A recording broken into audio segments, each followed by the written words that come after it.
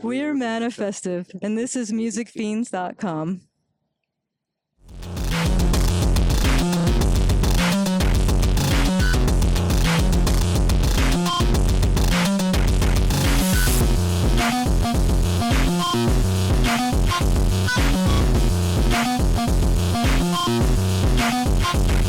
Hello everyone, Angela Alameda here with MusicFiends.com, and today we are speaking with ManifestiV here at the Cicada in Fort Worth, Texas. If you guys want to introduce yourselves real quick and tell us what you do in the band. I'm Lillith Taylor, and I do vocals, and I play the vibraphone in ManifestiV. I'm Paragraph Taylor. I play guitar, laptop, chaos, vocals, and ManifestiV. We're so glad to have you guys here. It was my first time seeing you guys play tonight, and I absolutely loved it. It was very energetic and fun to watch, and yeah, you guys were just awesome. Recently, you guys did a video for us for our section that we have called Under the Probe on Music Fiends, and that was a lot of fun to watch, and we learned a lot of interesting things about you guys. One of those things is that you guys own a farm out in Canton. What is it like running a farm? What is like a day in the life on the ManifestiV farm? 2 acres, and both of us scythe whenever we can, but it's the opposite of regular mowing. You could only do it when the grass is moist, so like 6 to 9 a.m. Oh. But it's a workout. Don't need to go to the gym. But it's a miracle to have her pick salads that are 30 minutes old, and they still have all their vitamins content. How a salad is supposed to be. It's mind-blowing, and it's such a blessing. There's tree chickens and a whole assortment of exotic vegetables being grown there. So normally stuff that you can't find in the grocery store. The next thing that I wanted to talk about is what you do for your day job, it's like the most goth job that I think you can have, working in a funeral home as a mortician. So what is that like, and how did you get into that field? It's unpredictable. That's why I like it, because my attention is everywhere. And every day you don't know what you're walking into. Do everything from removals to hair, makeup, dressing, casketing, putting in state and visitation rooms, and sometimes conducting services. I've done some for friends, and that's surreal and definitely revitalizing. Reminds you of your own mortality. Mm-hmm. Makes every day super precious, but it's a way enough for music to think about what music I'm going to write right when I get home. So it's like I'm getting writing out of the way just by meditatively, like helping families heal in times of grief.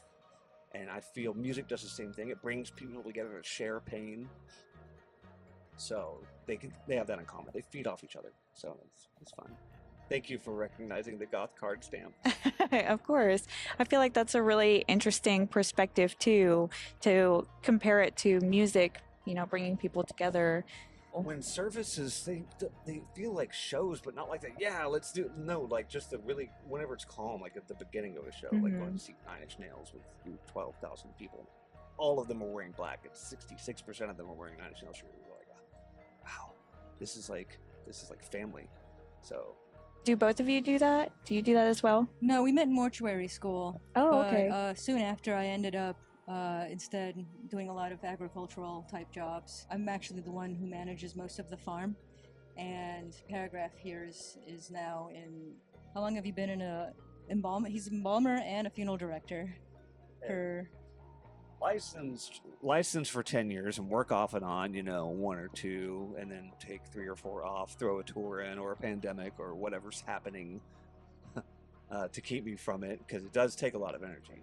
Yeah. Alex Gray, he did the art for a couple Tool records, like I think 10,000 Days in Lateralis.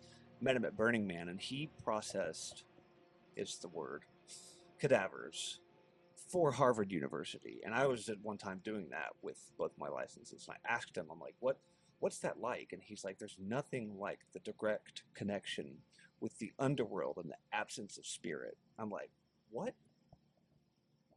And I realized being around the deceased a lot, it slows down your vibe. So you've got to back off and recharge. Mm-hmm. At least I do. another interesting thing that I learned was that for a period of time, you guys had to do a lot of traveling, and you traveled to a lot of different countries. And I was just curious, what would you say is the favorite or your favorite country that you got to visit? Man, that's a tough question because they're all so vastly different from each other. I can narrow it down to three: Iceland, Thailand, and Germany. Yeah, Iceland I think is the most exotic country that we've been to. The land is just like its own. It's like its own planet. We were there in June, and we got to see midnight sun. It just bounces off the horizon. Oh, wow. Like it sets for 6 minutes. That's And you're crazy. like, okay, it's day again. Oh, here we go. What'll that be? A 23 hour and 30-minute day? Ooh, that's gonna be rough. It's really cool because the sunset for that was like 3 hours long because the sky was just orange like the whole time. Like, oh wow, as it just grazes over. Thailand's pretty cool because talk about a different planet.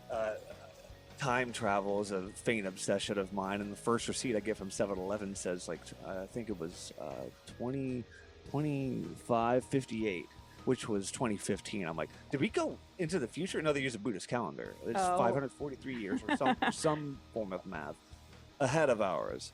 So that's cool how they measure things and how an 80-something% Buddhist country just feels. The vibe is more chill. Everybody has to be zen. I don't know. What would be your favorite? Well, of the ones we've been to, the last two, which were so confusing, was Costa Rica and Puerto Rico, because they're both Rico, and we've been to Costa Rica a few times, and it is very chill, pura vida. It's all about like sloth, like, hey, slow down when you're here, drink a CBD kombucha, and like chill with your 6 a.m. to 6 p.m. day of sunlight all year because it's so close to the equator. But then we go to Puerto Rico, and it's an island. It's not in the United States. They're just saying that it is to be polite. It is its own. San Juan is 500 years old. Honestly, like Puerto Rico felt more like a foreign country than Costa Rica did. Oh wow. Absolutely. She has lineage there, very deep. So it was really cool to take each other to the islands that we're from. Like I was part Irish, thanks Ancestry.com, and spent a week in Dublin.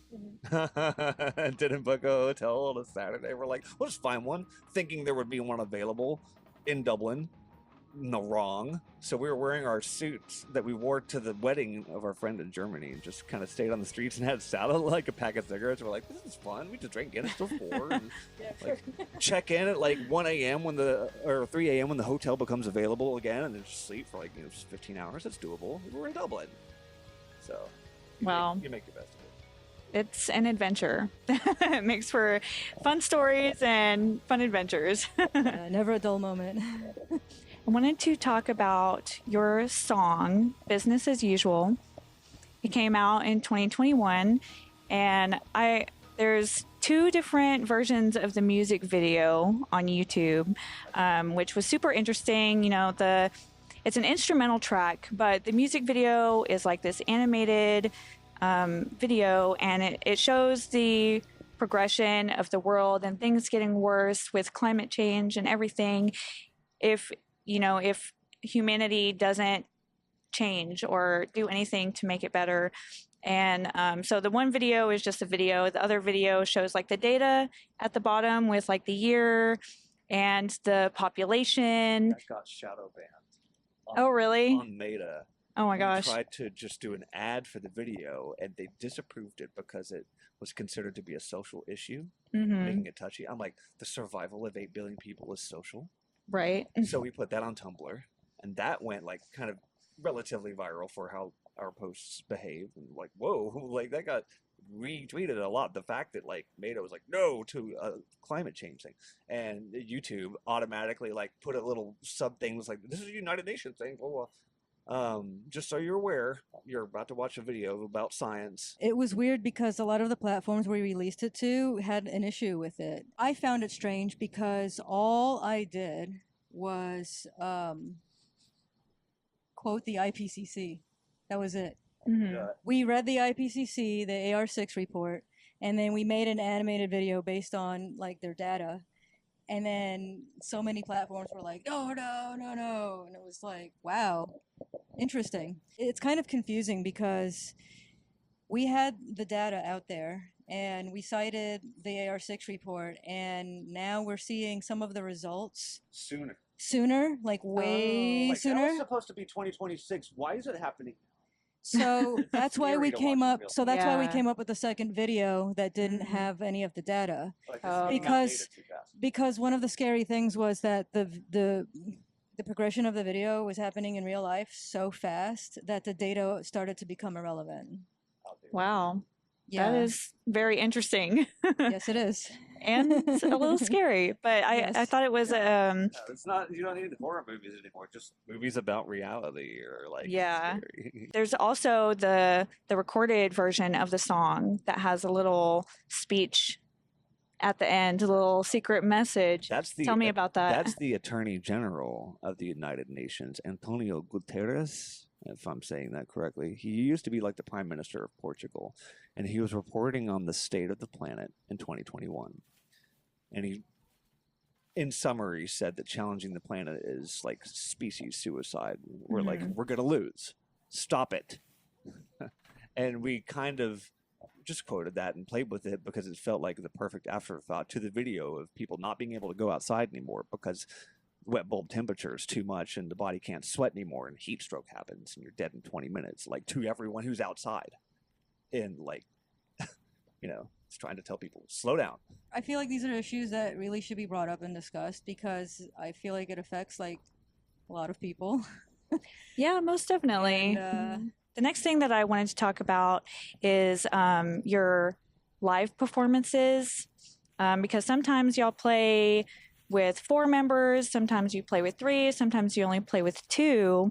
How do you feel like that affects your live performances and how it's received by the audience? There's always 111% focus to be spread about the members on stage. So if it's between just 2 of us, we emphasize it with the projections. Lillith animates quite a few of them. And when it's the full live quad, it's more menacing.